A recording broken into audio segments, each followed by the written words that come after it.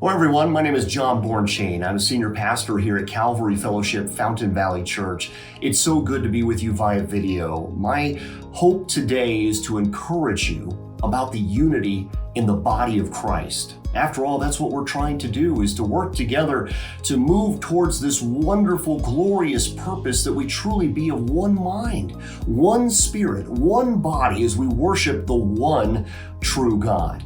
Now, here at Calvary Fellowship, Fountain Valley Church, we go through the Bible verse by verse.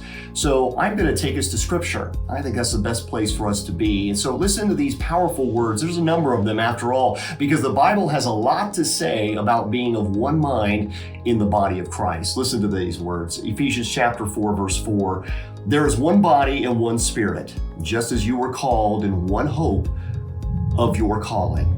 And then we turn to 1 Corinthians chapter 1, verse 10. Listen to these words. Now I plead with you, brethren, by the name of our Lord Jesus Christ, that you all speak the same thing, and that there be no divisions among you, but that you be perfectly joined together in the same mind and in the same judgment. Oh, but there's more. 1 Peter 3:8. Listen to these words. Finally, all of you be of one mind, having compassion for one another. Love as brothers. Be tender-hearted. Be courteous. Philippians chapter 2, verse 2. Fulfill my joy by being like-minded, having the same love, being of one accord, of one mind. And again, let me turn your eyes to Colossians chapter 3, verses 14 to 15. But above all these things, put on love, which is the bond of perfection. And let the peace of God rule in your hearts, to which also you were called in one body, and be thankful. You know, in 1 Corinthians chapter 6, verse 19, we know the verse well.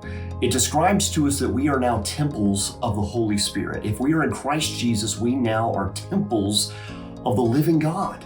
And He now comes and resides in us by way of the Holy Spirit. And it's the same Holy Spirit, according to 1 Corinthians chapter 12, that strengthens us to each, as being individual members of a body, are bonded together, that Christ is the head of that body, that the gifts that we're given are by the same Holy Spirit. This is a theme that is so stressed throughout Scripture, and then we often wonder why. Why is that such a message, a thematic thread that runs through God's holy word, to be of one mind, one spirit, one body, having a singular purpose to the glory of Jesus Christ? I find that it's really in our sin nature that we are easily divided. And in fact, the Apostle Paul will address the churches often over this subject in 1 Corinthians chapter 8, verses 1 to 12, and even in Romans chapter 14. The body of believers were getting divided over matters of food, even over days of worship. They were inclined to division. Well, after all, we are likened unto sheep. And sheep are very difficult. They're bitey, they get parasites in their ears and in their eyes, and this is why he has to anoint our head with oil and inspecting our bodies. We're inclined to biting one another, jumping into holes, wandering off, getting into all kinds of thickets and thorn bushes. This is our nature as sheep. And so as the good shepherd who brings us into safe pastures, we likewise, brothers and sisters, have to put our eyes on this glorious prize, that we are ambassadors for Jesus Christ. It is time that we act like that. It is time that we seek out the best interests of one another, that we truly think differently. If we're bothered by something, we really need to put on the image of Christ as we think like Christ, as we are transformed by the washing and renewing of our mind, to go to that brother or sister with the intent to make this situation right and not allowing the enemy to bring division into the body. I think he enjoys nothing more than to destroy churches from the inside out. We have got our work cut out for us, brothers and sisters, because our natural efforts are to find things that are broken, to fixate on that which is easy to judge from an outsider's perspective.